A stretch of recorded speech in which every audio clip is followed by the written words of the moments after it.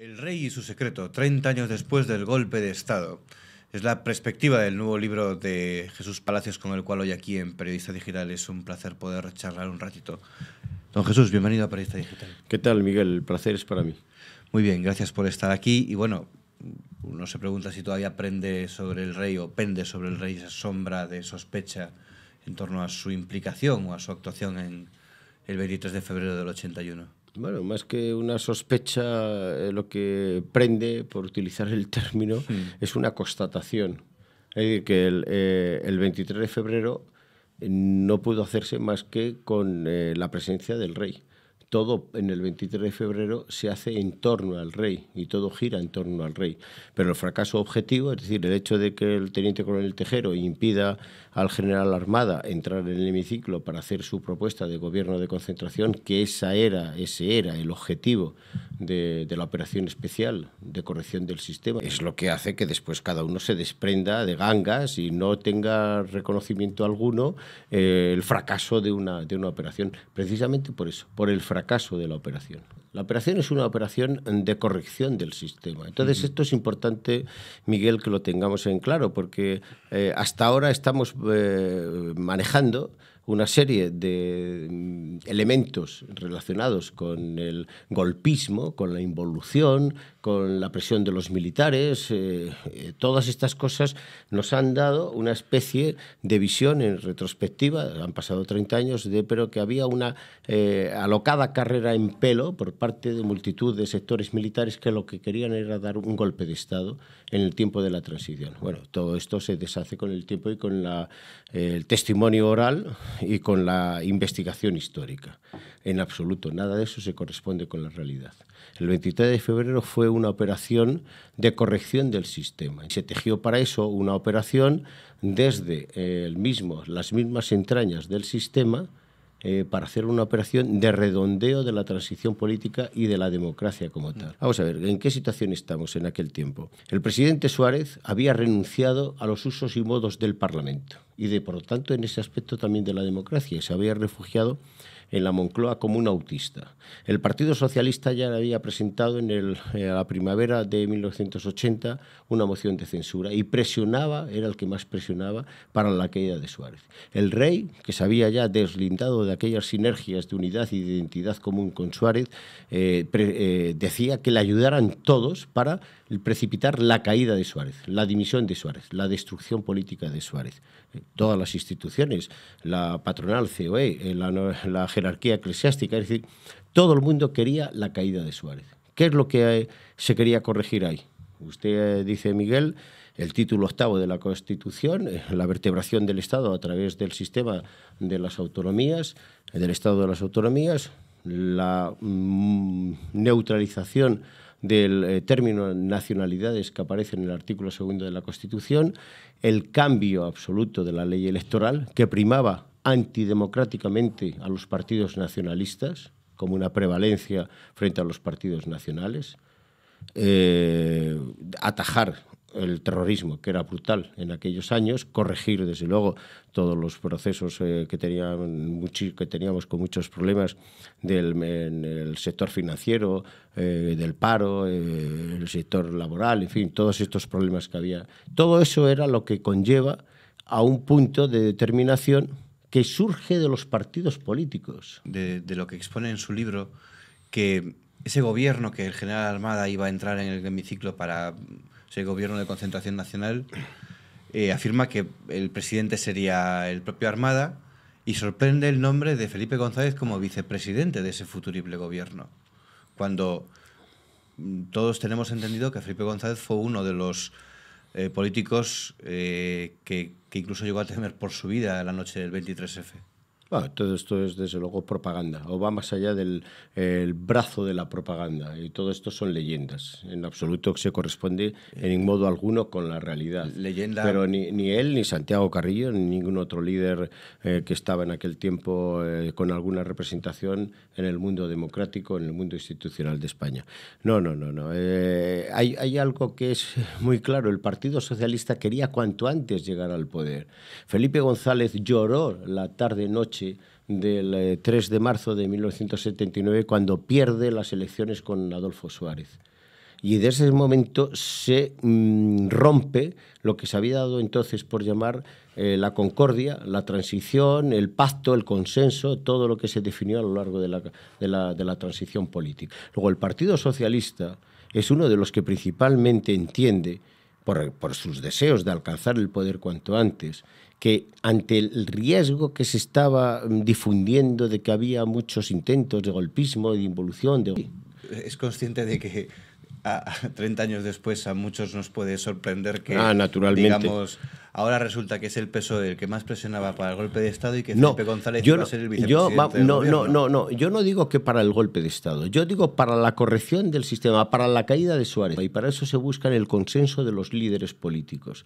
Y durante el otoño e invierno de 1980-81, ahí lo que se teje es un magma necesario, precisamente ante la amenaza de una especie de golpe de involución, de que es necesario una corrección del propio sistema. Y por eso aceptan la idea de un gobierno de concentración presidido por el general Armada. Los líderes del Partido Socialista, Felipe González, Gregorio Pérez Barba, Enrique Mújica, en el otoño del 80, se reúnen con el entonces secretario general de la Casa del Rey, el general Sabino Fernández Campo, y le plantean y le dicen lo siguiente: general, nos transmítele por favor al rey, a su majestad el rey, que nosotros hemos aceptado la fórmula de un gobierno de concentración nacional presidido por un general. Ese general que nosotros hemos aceptado es el general Alfonso Armada Comín. ¿Y por qué lo hacen una moción de censura? Porque cuando se podía haber planteado, de hecho estaba en marcha, una segunda moción de censura, pero eso es precisamente lo que precipita la dimisión de Suárez. Es decir, Suárez no hubiera dimitido jamás. Jamás hubiese dimitido.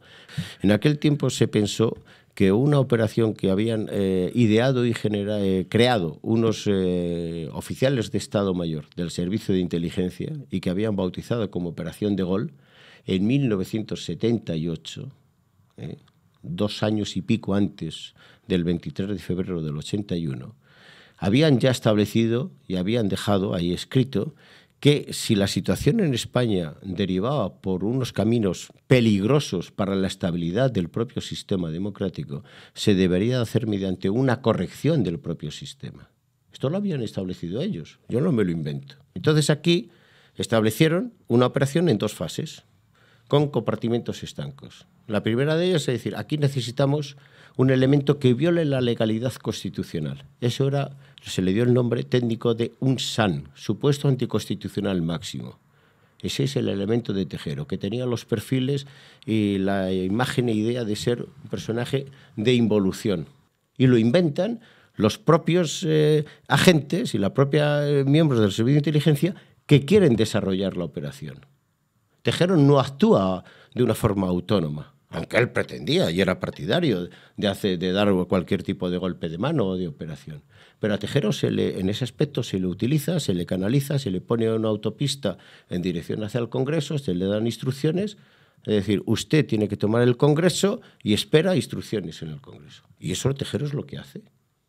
Y por eso Tejero recibe apoyo logístico, apoyo de agentes, apoyo de medios. Se le ponen los guardias civiles.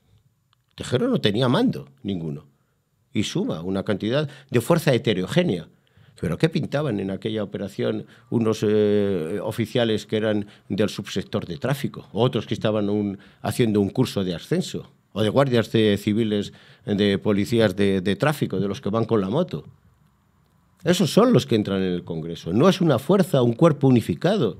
Y la segunda fase de la operación es la que después se llevó a cabo y fracasó hasta cierto momento, que es cuando el general Armada, estaba previsto así, llegaría al Congreso para postularse ante los líderes de los partidos políticos y de los diputados con esa propuesta que ya había sido consensuada y bendecida meses atrás por parte de todos los líderes políticos, que era el gobierno de concentración nacional. Todos los diputados hubieran votado esa operación, en la que Felipe González era vicepresidente de ese gobierno. Caray. Con varios miembros después de la izquierda. Estaba Gregorio Pérez Barba, Javier Solana, Enrique Mújica, dos miembros del Partido Comunista, como era Jordi Soletura y Ramón Tamames, y otros miembros de la derecha, o algunos liberales y algunos independientes, ¿verdad? Bueno, esa operación, claro, cuando el teniente coronel Tejero, al quien no le han explicado todo el desarrollo de la operación, se entera, porque obliga al general Armada, que es su gravísimo error, porque un oficial superior, un general, no puede negociar o no puede plantear a un oficial de rango menor qué es lo que va a él a hacer. Armada debería de haberse impuesto al teniente coronel Tejero, de haber dicho: usted ha cumplido con su misión, apártese de aquí, y lo demás es operación y misión mía. Pero cuando Tejero ve esa lista de gobierno, es cuando piensa que él ha sido un elemento utilizado, engañado, y es cuando él no acepta para nada eso. Ni lo acepta con Armada, ni lo acepta cuando el general Milans le llama por teléfono y le dice: usted, mi Tejero, haga caso de lo que le está pidiendo y diciendo el general Armada. Y él se niega.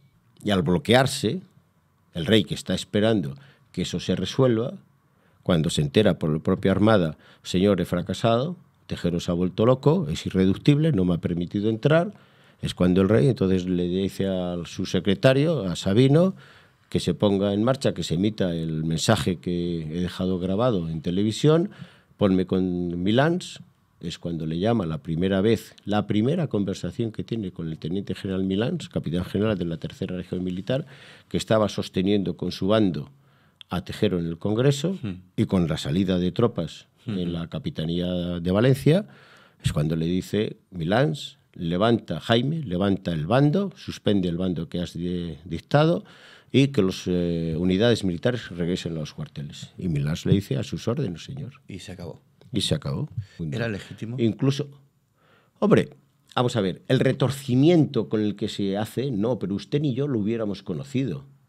Es que usted y yo jamás nos hubiésemos enterado que la figura de Tejero hubiera tenido una vinculación con el general Armada. Pero si hubiera salido bien, jamás habríamos visto a un guardia civil entrar con una pistola en el Congreso, claro, pegar 4 tiros y dar un golpe de Estado. Pero no, por mucho de concentración no dar un golpe de Estado, es que sigue estableciendo la misma línea de continuidad entre el teniente coronel Tejero y el general Armada. Es que no es así.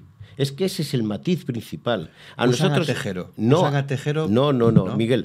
A nosotros nos ha quedado la imagen de identidad, y después de un juicio, de la identidad de Armada en la operación de Tejero. Y que Tejero habla de que habló con el general Armada y que también había hablado con Milans.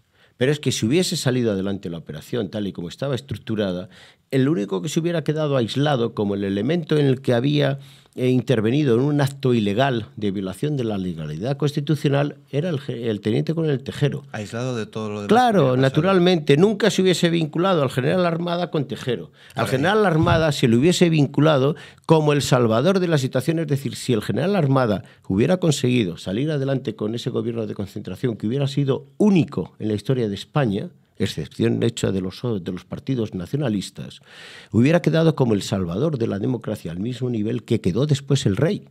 Exactamente igual.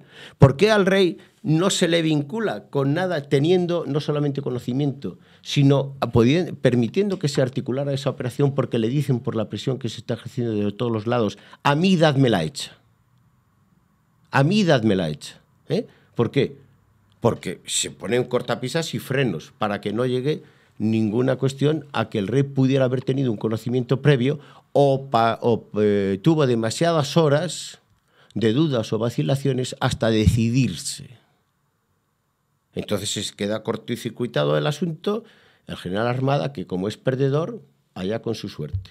Y porque queda como el mayor traidor de todos. ¿Cómo se va a presentar el general Armada con una lista de gobierno, que naturalmente él niega, para ser votado presidente de gobierno, si eso no está consensuado previamente? Claro. ¿Por qué el Sabino Fernández Campo le dice a Armada: Alfonso, como amigo te digo que no vayas al Congreso, cuando tiene ya la anuencia, el consenso y el apoyo de todos para resolver la situación?